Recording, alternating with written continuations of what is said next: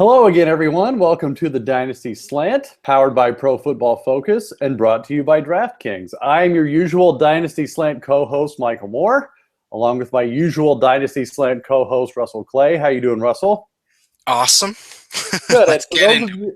For those of you listening in the car or at home or probably at work like I do, be sure to follow both me and Russell on Twitter. You can complain about the audio as we did some people last week, or just say we're crazy on our Allen Robinson or AJ Green picks, which we'll get to in a second. I can be followed at Dodger Moore, just like the Dodgers, who hopefully go all the way this year. And Russell can be followed at Russell J. Clay on Twitter. So, Russell, are you ready for week one? I am so ready with all of our formats that we do because in 2015 it's Dynasty, Redraft, DFS. It's just the whole shebang. So, hey, quick question. Briefly, tell the fantasy listeners at home how a fantasy expert such as yourself watches the games on Sunday. What do? Do you have computers open? Do you just sort of go off the grid? How do you do that? Depending on the week, sometimes I'll hang out with my buddies, but most weeks I kind of like being in my dungeon. I Right. kind of like having one TV on, so the main game in my market, and then I'll probably have one or two streams open. DFS just constantly refreshing, hoping something happened. My Right. email open, hoping something happened, and then ESPN every once in a while. NFL.com until it stops refreshing. And that's Right. usually how it goes. Yeah. And that's similar to what I do. I mean, I essentially view it as my church and I'm in Dallas, so I'm on Central Time. So 12 to 6 Right. Sundays, like I'm off the grid, and you don't call me, don't try to make me make a decision on anything, because like you, I'm going to be in front of the TV, and I have luckily access to the Sunday ticket, so I've got the 8 games on at one time. I've got the laptop open, and then I just literally watch in silence. Like, I'm the most boring person to watch games with, because I'm just in like a zone where I don't want people to talk to me because I think it's going to jinx it or something. So, which I'm sure all of our diehard listeners at home do something similar. So fret not, folks, you are not alone. But without further ado, Russ, let's get into this week's edition of the Dynasty Slant. We'll hit news and notes first, per the usual, and then a little later we will make our Super Bowl Dynasty predictions, which we will come back to at the end of the year to see just how wrong we were. But before we get to that, let's lead off with probably the top story of last week, whether it's NFL or Dynasty or Redraft or whatever. Tom Brady essentially off the hook. Now, the suspension for 4 games was overturned. I'm sure if you're listening to this, you know the whole story by now, so we won't gag you with that. But from a dynasty standpoint, Russ, because this is the Dynasty Slant, A, does this do anything for Brady? And B, probably more importantly, does it do anything for Jimmy Garoppolo now? Well, he was going to get his one shot, and if he got lucky in 1 or 2 games, that was going to be he might have found himself in a Matt Flynn role a few years from now. Well, yeah, I that's exactly right. I saw someone on Twitter that said, hey, the real loser in all this is Garoppolo, who missed out on his Matt Castle type contract from some crappy team out there that he probably would have gotten at the end of the year. But Yeah, really this doesn't affect sort of dynasty-wise for Brady, but he's kind of only got a few years left. So where his value is in sort of the win now mode, So if you had him, you were sort of looking at him in a win now scope anyway. right. So him not being out these first few games is kind of a big thing, especially in a super flex or 2 QB league. That's a nice little bump for you early on. Yeah, it's like you're speaking right to me, Russ, because I have him as my second quarterback and was really worried about having to start Marcus Mariota in his place, but now I don't have to worry about that. Right. So yeah, and I think we agree it doesn't really move the needle for Brady or Garoppolo or anyone involved. It's just good to have Brady back if you've got him on your dynasty team. That's essentially what the story is. So let's move on to something that could have an impact, I'd say. The Seahawks signed Buffalo retread Fred Jackson last week and immediately started reshuffling their running back depth chart. They put Robert Turbin, I believe, on the PUP list or injury reserve. But they also traded Kristen Michael to Dallas for a conditional draft pick. So first, Russ, let's talk Fred Jackson. I mean, look, he's 34. I think we all agree if he has one good year and that's probably a victory, right? Yeah. And in terms of him being a fantasy factor, it's probably going to be limited in that offense. But I am a little worried about sort of, could he eat into Marshawn Lynch's role at all? I feel like he's a more talented player than Robert Turbin ever was. And if he shows out well early in the year, I feel like in that stretch run, they might use him towards the playoffs. So a slight worry, but I'm not sure it really changes that much. Yeah, and honestly, I probably have the opposite feeling. I think it's even, not that they're either Turbin or Michael was much of a threat to Lynch's workload before, but to me, this is even more affirmation that Lynch isn't going anywhere. He's going to get his 300 carries, and it's going to be all good. So, but let's get to the more intriguing dynasty storyline here, Russ. You've got Kristen Michael now going to Dallas, who, all offseason, everyone was first saying, oh, Darren McFadden's going to, lead the team in carries. And then it was Joseph Randall, who was the hot ticket there for a couple weeks. And I'm quite sure probably shot up draft boards, whether it was startup dynasty leagues or redraft leagues or what have you. But now you've got Michael there, which seemingly proves that Dallas wasn't happy with any of their options. What does this do for Michael's dynasty value? I mean, I think we agree it definitely moves him up. How far up does it move his value for you? First, bingo on what you just said, in that it confirms the entire time they weren't sure what they were doing with that position. And which is super ironic, and we'll touch on this later, because you literally had probably a half dozen decent running back options in the draft that they all passed on. But anyway, continue. For Michael, I can see why you'd want to pour some cold water on sort of the hype train going on here. But this is exciting in a dynasty landscape, because this guy is a really athletic player. He did have the draft capital, second rounder. So, I mean, one team gave up on him. That's definitely not a good thing. But at least he's getting a shot here. If he doesn't work out here, then yeah, okay, it's done. But the fact that he might be getting an opportunity soon is really important to me. And I'm not like, it could happen. And I don't think you're selling him at this point if you have him, unless you can get a boatload. But yeah, definitely an interesting guy to keep an eye on. I'm buying it a little bit. I think they're going to give him a shot at some point. No, I am too. I would love to get him at this point. I mean, you figure he's probably, and see if you agree with this, probably the most, what's the term? I don't want to say well-rounded, but maybe best all-around back now in that backfield. Like, you've got McFadden, who cannot stay healthy to save his life. You've got Joseph Randall, who is kind of a knucklehead off the field. Like, he does some pretty dumb things that make you question if he's going to stay out of trouble long enough to hold down a starting job. And look, even last year, I don't know that they saw Randall as the heir apparent to DeMarco.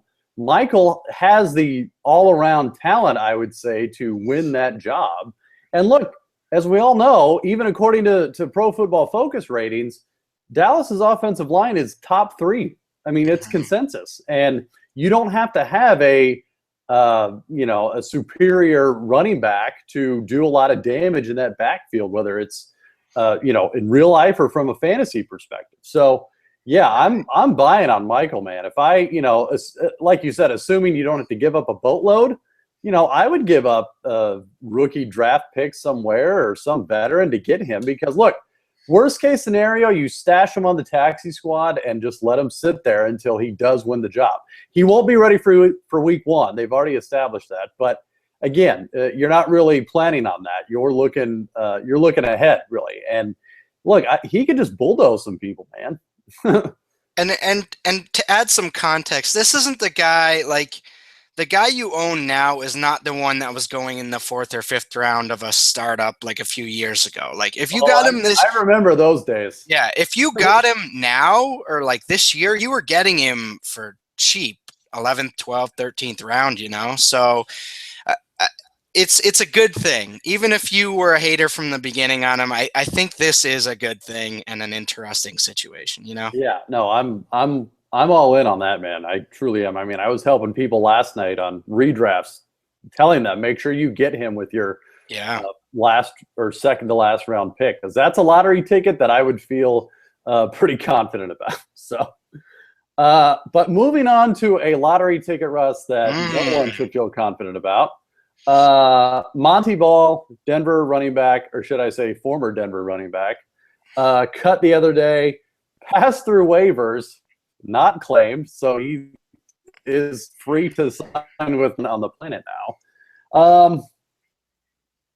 You know, look, I don't know that there's a lot to say about Ball himself, Russ. I mean, look, here's the funny thing about Monty Ball that I will probably always remember. Taken one pick ahead of Eddie Lacy in the actual NFL draft. So everyone just keep that in mind. I guess my question to you, Russ, is what does this do more to the guys still in Denver? I mean, we know C.J. Anderson is entrenched as a starter. He's, you know, a top 5 running back probably in redraft leagues, and I would say probably top 10 in dynasty leagues. But I'm really intrigued by the guys behind him, between Hillman and Juwan Thompson. You know, those are guys that, look, A, they beat out Ball, obviously, for a spot on the team, but B, as we know, in a Gary Kubiak zone run offense, I mean, you could literally plug and play a lot of different running backs and they could do well. So my question to you, Russ, is what does this do more importantly to the guys behind C.J. Anderson and Hillman and Juwan Thompson? Right, and the writing was interestingly on the wall a few weeks ago. I mean, we even addressed this when we talked about him. I believe it was last week or 2 weeks ago. And It made us look like geniuses, Russ. And for once, sort of the news clippings and what the team was saying was actually true. He was actually falling down the depth chart. And I really like this for Ronnie Hillman. If you were picking him up off the waiver wire this offseason at all, you hit a really nice player, because I think he's going to have a role this year. And if anything happens to Anderson, I could see a Noshan Moreno type just come in out of nowhere and all of a sudden be super productive. Right. I'm not as high on Thompson because I don't necessarily think he has as many tools as Hillman, but yeah, no, this is real interesting. And hey, this is a little more, gives me a little more confidence in Anderson too, you know? Yeah, I think you're right. I think, you know, it removes all doubt about what they think of C.J. Anderson. He's going to be a top 10 fantasy running back definitely this year, probably definitely next year, and who knows beyond that. But with Hillman, yeah, I'm with you. He played well enough to where it's not just going to be the C.J. Anderson show. They're going to give him a couple carries in meaningful games. I mean, he is a home run hitter. I mean, last year he had, according to our very own Pro Football Focus stats, a quarter of his rushing yards were on runs of 15 yards or more, which, look, that was 19th best amongst all running backs in football. And then you've got this preseason where he completely, overshadowed Monty Ball. He was averaging 7 yards a carry this preseason on 20 carries, mind you. It wasn't just like a handful that he did pretty well on. So, yeah, I'm with you. The Hillman, he's up there as far as top handcuffs, whether it's redraft or dynasty. Yeah, and the irony of all this is that Hillman had the same sort of draft position that Ball did. He was just drafted like a year or two before, so I kind of just forgot about him or assumed he was done, but he came shooting out of nowhere, you know? Well, and look, good for him, man. I mean, he stuck with it because – and you touched on a very good point. When they drafted Ball, it was pretty much game over for the Ronnie Hillman show in Denver. We all thought, okay, they're going to move on. He was only a third-round pick, so it's not as if they've got a whole bunch of money invested in him. But, hey, he stuck around, dropped down to third on the depth chart. But, hey, he fought back, and look, now he's the primary backup on a very, very run-oriented team. And like you said, one C.J. Anderson injury, and you've got a top fantasy running back on your hands. So, all right, Russ, that covers news and notes. A lot of stuff happening before the season starts. But on that note, okay, and this is where we're going to earn our fantasy expert money here. Earn our keep. And we will come back to these later in the year. So we're not gonna let each other off the hook with these. But you and I are gonna make some what we think bold dynasty specific predictions. We're gonna go through each offensive position, touch on some players that we think will either do really well that you may not have thought about, and some guys that we don't think will do well that you may be taking pretty high in your draft. So let's just jump right into it, Russ. Let's start at the top and quarterbacks. We have a couple guys that you and I both wanted to talk about that maybe did not have the best seasons last year or a couple years ago. Maybe, I don't want to say fell off the radar completely, but they definitely fell down the dynasty rankings a little bit. So let's start with Matthew Stafford from Detroit. I know you wanted to talk about him a little bit. You think he's going to make a comeback, right? Okay, so bold take. Bold prediction number one. Go. I think Matthew Stafford is a top 5 fantasy quarterback. Whoa. Hot take, Russ. You are not. Wow, we are starting off hot on this. Okay, continue. And I think it has to do with a lot of the weapons around him. It's not necessarily just his talent, which I actually do think he's underrated in that respect now. But I think a healthy Calvin, Golden Tate, Abdullah, I think they're going to start to lean more on the pass game this year without really Joique Bell's all right, but I'm not sure they're going to use him as much as they have been. And who knows if he can actually stay healthy. So if he does go down, they're going to have to pass a ton. And I just think they're going to be a really good team this year. And I could see Stafford throwing 30 to 35 touchdowns this year. I mean, I don't think they bring in Tate and spend a first-round pick on Ebron if they weren't planning on sort of improving the passing game. And I think year 2 of Ebron and year 2 of Tate is really going to bring some solid returns for Stafford. Yeah, and I'm not going to say I disagree with you, Russ, but I hope. Look, when Stafford lit the world on fire a couple years ago, it was mainly due to volume, right? Yes. He had literally 727 pass attempts. Yeah, I think I looked that up. That's like the most ever in a season. Yeah, I mean, so look, from a fantasy standpoint, you're in like seventh heaven with that guy. But I think the thing that concerns me with Stafford, and believe me, I really want him to do well and come back. I didn't know if you knew this. He has 1 year with over 30 touchdowns, and that was 41. He's literally never had a season with 30-something touchdowns. It's either been 41 or back down to 29. Yeah. Last year he had 22.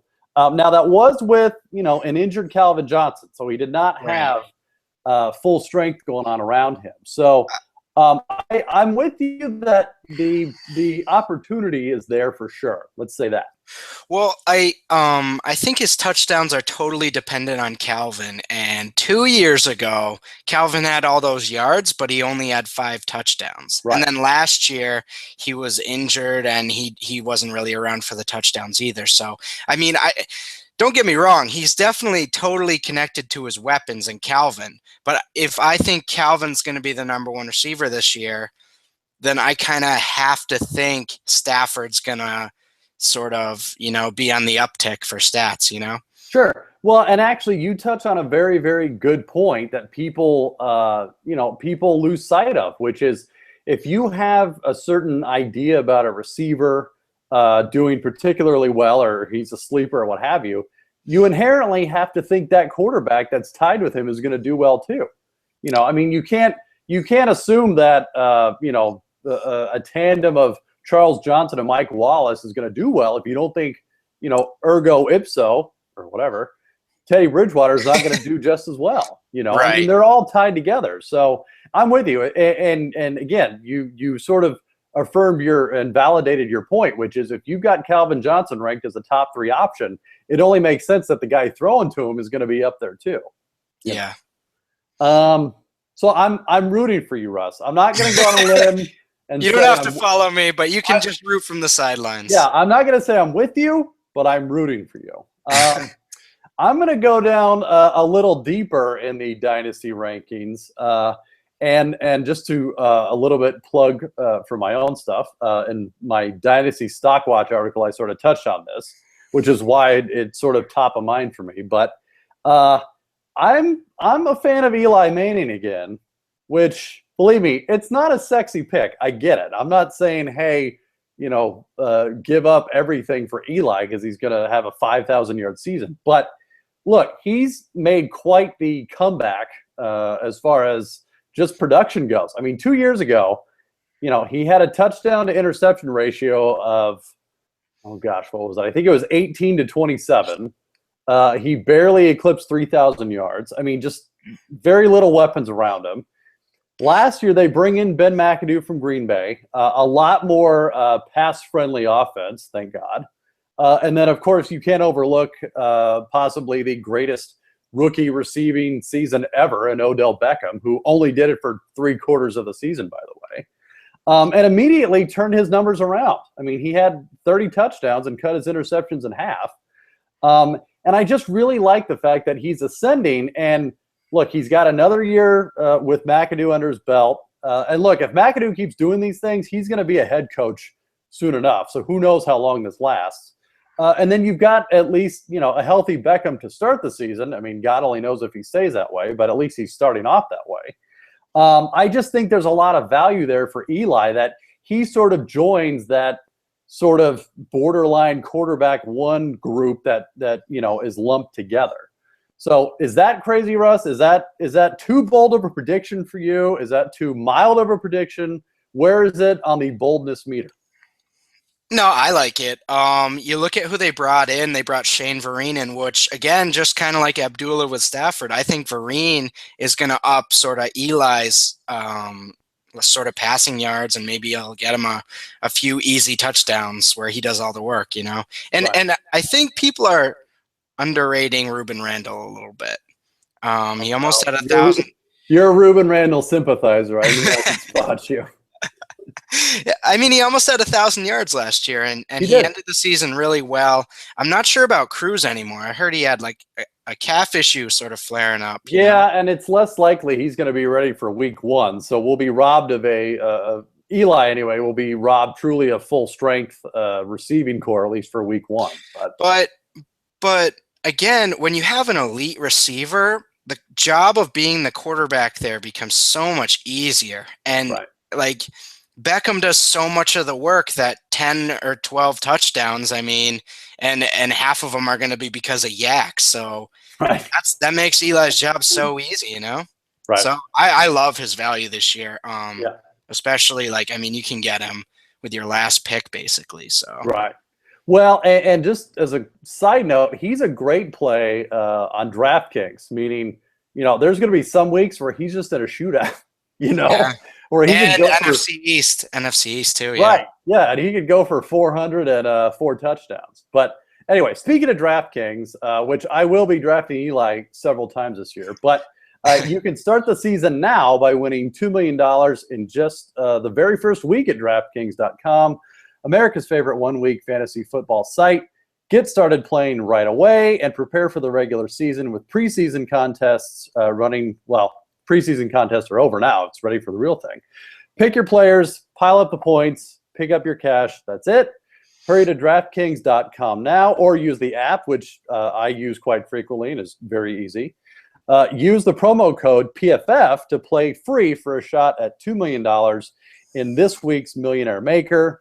Again, PFF for free entry now at DraftKings.com. DraftKings.com. Go get it now. And draft Eli Manning and feel very good about that. So, all right, moving on, Russ, to the other offensive positions. A subject near and dear to your heart, running backs, and specifically rookie running backs. You have some pretty bold predictions on who's going to sort of make that leap this year, right?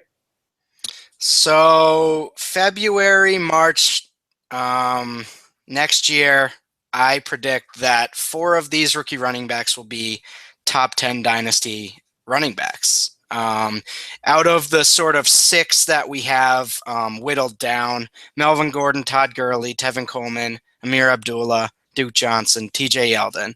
Obviously, a few of them aren't going to work out just because that's how it works out. But I just think the talent's there that if you're buying now, I think you're buying at a really good time, even though there's a little rookie fever, but I think second year fever is even worse than rookie fever. So if you can get them now, I think you're looking at a nice price increase by next offseason. Yeah, and let's talk about that real quick, Russ. Do you think sort of the influx of really quality rookie running backs, is that due to NFL teams, sort of realizing, hey, we can get a pretty decent talent, not just in the draft, but pretty late in the draft? Or is it just like this class and this year has talent that's better than previous years?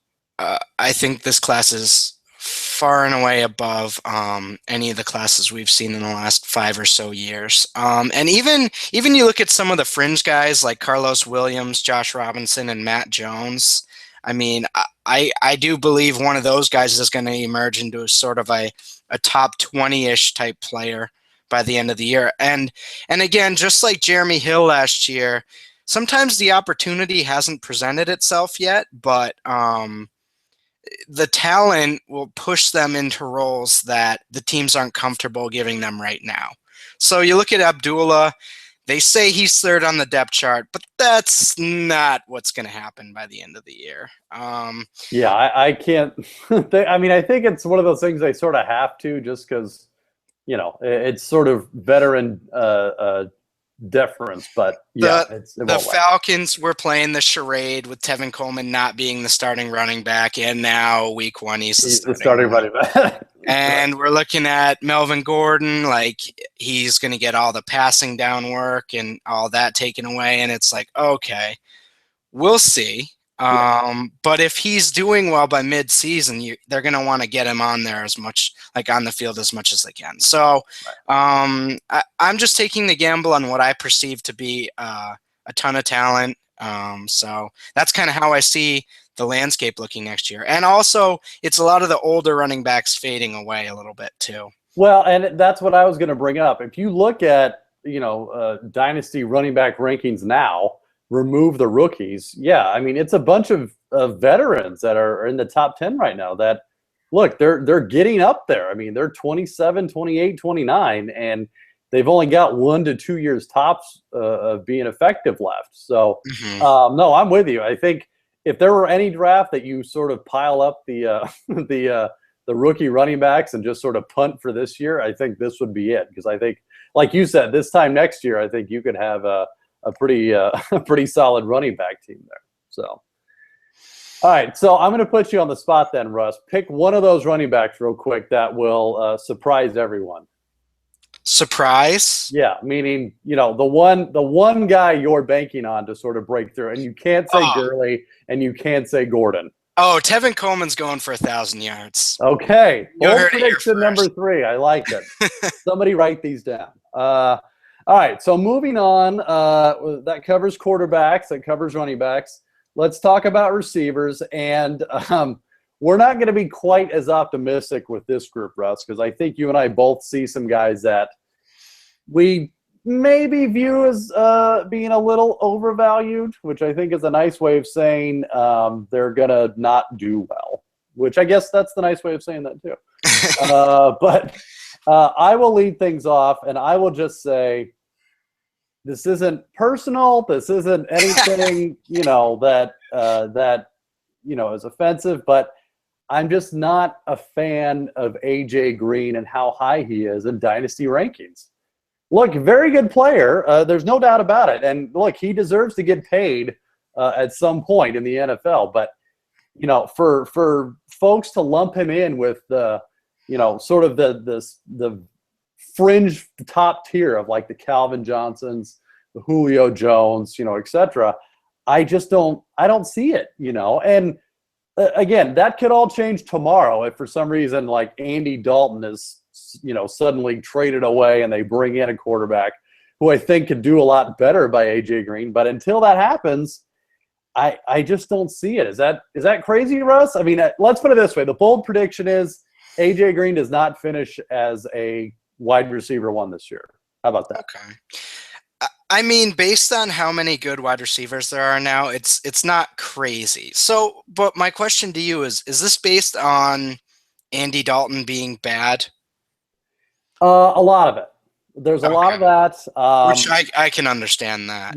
And given, I think we can agree, Andy Dalton in Cincinnati, I don't think will last much longer. But look, for the time being, it's happening, and AJ Green has to deal with it. You got to dance with the one who brung you. And that's who you've got to dance with right now. And, it's that, he was sort of slow to recover from that injury last year. Yeah. He missed time for the first time last year in a long time. It's just, I don't. And look, and again, it's sort of a case of there's only one football to go around. And look, they've got a very good young running back in Jeremy Hill, who they were quite effective with down the stretch. And, I think they could think to themselves, hey, why do we have to risk it with with the redheaded wonder if we can just give it to Jeremy Hill and get 5 yards of carry? These are all realistic possibilities that I've completely blocked out of my consciousness because I'm a big AJ Green fan, so I'm rooting for him. But I wouldn't deny that there's a potential for them to become run heavy. I mean, that Hugh Jackson's in there now, right? Yeah. As of last year, right. and they found a great talent in Jeremy Hill, and Gio's going to be back healthy, and then Eifert should emerge. We're gonna potentially get into that later, but I don't see many more sure things for sort of like he's gotten 1,000 yards every year of his career so far, and I guess he doesn't have the same ceiling as a Julio or a Calvin or even an Odell Beckham, but he's still my top 5 to 7. So yeah, I can't do that, man. That's where we differ. And again, write this down. He will not be a wide receiver 1 this year. I'm sticking to it. There you go. All right, so let's jump down the dynasty rankings a little bit. Allen Robinson, Jacksonville, hot take, Russ, go. Okay, his redraft ADP is a little more lukewarm instead of fiery hot, but I've seen some dynasty startups where he goes 3rd round, and that is just really uncomfortable for me. And it's, I'd say about a quarter of it is purely just being in Jacksonville. And it's not that I think Blake Bortles is terrible. I think he's below average to potentially terrible. I'm going to give him another year before I can confirm it. But I like that, potentially terrible. But and that's not even that bold of a prediction. But I just don't see where the production is going to come from. And even if they give him 120 to 130 targets, how good are those targets going to be? And a lot of people like his talent, and they liked him coming out, and he showed some decent signs this rookie year. But this just feels like a guy that people are projecting out a little too much for, and are trying to get the cart out in front of the horse. If that's an actual saying, I'm not sure, but it fit here, so that's what I mean. It's close enough for us. So, okay, so where would you slot him on a dynasty team you were managing that's, and we've done this before, that's sort of middle of the road, so it's not, elite, but it's also not complete rebuild. Is he your wide receiver? What are you comfortable with? Wide receiver 3 for Allen Robinson? Wide receiver 4? In the 30s, in the early to mid 30s, but I mean he's going teens sometimes to wide early receiver 20s. 3. Wide receiver 3 you're good with, just not wide receiver 2. Yeah, just totally uncomfortable. And then like middle wide receiver 3. Okay. And maybe you can improve on that in future years, but if you're spending a 3rd round pick, I just see this every year. If you're a 3rd round pick, you want if it's a young player, you want at least proof that he can be like really fantasy relevant. And maybe even a little, like he had that little stretch, but I want like a year of proven production before I'm willing to take that high of a pick on someone. Right. No, I completely agree, and I think you nailed it. A lot of it is Jacksonville, and look, on the other side of the coin, you've got T.J. Yeldon, who everyone is expecting big things this year. But look, I think we can both agree it's a lot easier to have success running the ball in a bad situation than it is to pass the ball in a bad situation. And by bad situation, it's as you eloquently put it, the potentially terrible play of Blake Bortles. But I'm with you. I mean, seriously, the last 2 preseasons, he's looked good, and then last year when it was showtime, he just did not look good. I mean, look, he averaged right at 6 yards an attempt, which for a quarterback, not good, by the way. And look, they did bring in Julius Thomas, so I think the hope is that he could sort of take some of the heat off of Allen Robinson. But I don't know that it's going to necessarily open up Allen Robinson, to suddenly have a 1,500-yard season or anything like that. Right. Sign me up if Allen Robinson's in Green Bay. But there you go. Yeah. This is a much, much different situation. Right. Or like New England does what they do and gets him to like fill the Brandon LaFell role from last year. Right. Like so Exactly. No, I think we agree. I think we can agree. Allen Robinson, not a wide receiver 2 in Dynasty. That I will sign up for that bold prediction, Russ. I'm with you on that one. So, all right. Well, let's move on then to the offensive position that doesn't get a lot of love, but we're going to give it plenty now. Deservedly so for the past few years, I guess. Well, yeah, unless your name's Rob Gronkowski, Right. there hasn't been a point. But Dynasty tight ends, bold predictions, Russ. You've got some guys that you think are sort of going to make that next step to the elite level. Is that right? Is that what you're going to go out on a limb here right now for? Right. And I guess I'll hedge my limb a little tiny bit by using a range of players, but Okay. I'm going to say one of Tyler Eifert, Austin Seferian-Jenkins, or Eric Ebron will be a top 4 to 5 Dynasty tight end by the end of the year. So one of those 3 guys I would bet heavily on becoming really productive this year and a really nice asset going forward.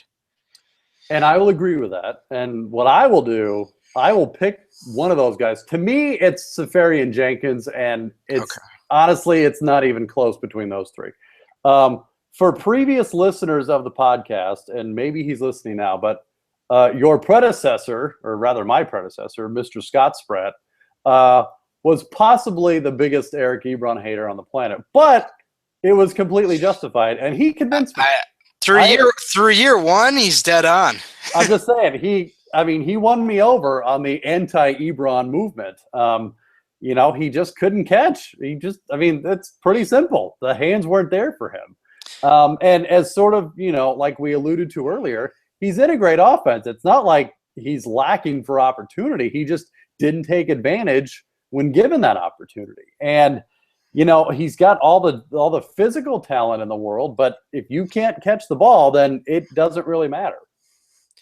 No, I don't disagree with that. And it's definitely Eifert, Austin Seferian-Jenkins, and then a little dip. But I just, where they took him, they're going to have to use him, at least for a little while. He's going to get a huge opportunity this year. And if he blows it, then he's basically done. But I'd still lump him in there just because I'm not willing to give up quite yet, And don't get me wrong, and you're right, with how high he was drafted in the actual NFL draft, they're not going to throw the towel on him just yet. They're not going to Monty Ball him this quickly. But he's got to start moving, man. Because look, it's a gift and a curse to be on an offense with that many good players around you. Meaning, you better make an impact quick, or they're going to move on because they've got other playmakers on that team, and they don't need you nearly as bad as they would say in, Jacksonville. So I'm with you there. With Eifert, I could maybe go with that, only because, he could be a guy that was just lost in the shuffle. He only played 1 game last year. Yeah. after an injury. Had a fairly promising rookie year, 39 catches, 445 yards. But again, it's sort of the AJ Green corollary, meaning if they're going to go run heavy, I just wonder where the opportunity is going to come from. Because look, I'm not an idiot. I would much rather throw it up to AJ Green than Tyler Eifert. I think we all would. Yeah. So with that said, the reason I go with Safarian Jenkins is I think, he's got probably the best opportunity, the right mix of, hey, there's not too many people in front of him or there's not too many targets above him that are going to be taken away. But at the same time, he's got a rookie quarterback who, look, it's going to be his first year. He's going to be checking down a lot. He's going to have that safety valve in Safarian Jenkins, which I think could pile up pretty quickly. So yeah, I would agree. If I had to pick one of those guys, I would go with Safarian Jenkins. And look, I'd be very excited about it. I think, as we all know, that's a very young, exciting offense that could have some fantasy relevance for a while. Yeah, and if he performs well this year, there's probably a decent chance they don't bring Vincent Jackson back if they have Safarian Jenkins and Evans. And that's an excellent point. Yeah, I mean, you got to look ahead because look, they drafted Safarian Jenkins same year as Evans. They're going to be together for the next couple of years. And like you said, if Safarian Jenkins can prove that he's got it, then yeah, they can bring in some veteran or some rookie next year and give Safarian Jenkins all the targets he can handle. So, well, good. Well, hey, that covered every dynasty position at the pro level. Russ, I know you've got a regular article over on DraftKings. Is that right? Yep, I'm doing 2 articles for DFS this year for college football. So if you haven't gotten into that, go check it out. It's a ton of fun. Week 1 was just pure chaos. And if you're looking for something to do on a Saturday, throw 25 cents in the DraftKings arcade and have a good sweat with me. For this week, I kind of want to just spotlight one player every week that maybe you should be keeping an eye on from a dynasty perspective. If you haven't seen the spin gone around the world yet, Braxton Miller last night was unbelievable, both running and receiving. He's 6'2", over 200 pounds, and he's just shown basically elite athleticism. I mean, he was just making all these people look like little kids. So that is definitely someone that should be on your radar that probably wasn't before the season, just because he was transitioning from quarterback and who knew how he was going to do it. But man, he looks like the real deal from week 1. Well, and he's essentially what I think a lot of fantasy players wish Ohio State would have done with Terrell Pryor. Yes. While he was still in Ohio State. I mean, it's literally, it's not quite history repeating itself. If anything, it's a good case of a school in Ohio State learning that, hey, we've got all these playmakers at one position. Let's try to spread the wealth a little bit. And yeah, if you didn't see the spin move last night, you obviously weren't on Twitter today. So, if you haven't had a chance, by all means, go check it out. Now, unfortunately, there are no style points awarded on DraftKings, but hey, the yards after catch does work out pretty well. So, all right, Russ. Well, that was good. We made some very bold predictions. Again, we will check back in at the end of the season and see just how wrong or right we were. But until next week, everyone enjoy week 1. It's sort of Christmas in September for all of us. So for Russell, this is Michael Moore. We will see you next week.